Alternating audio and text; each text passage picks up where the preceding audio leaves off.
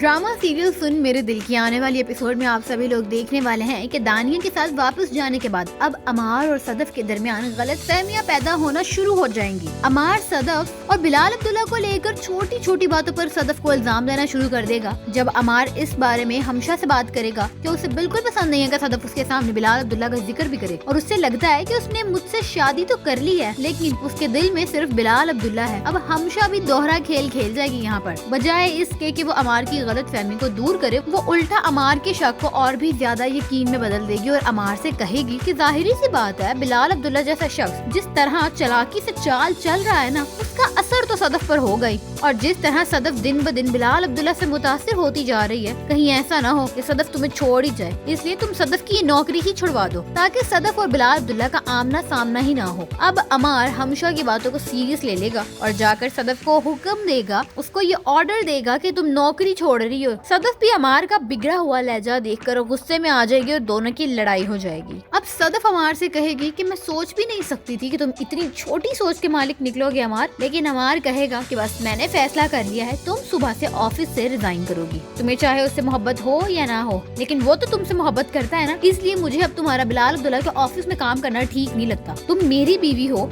और अब तुम मेरी जिम्मेदारी हो सदफ।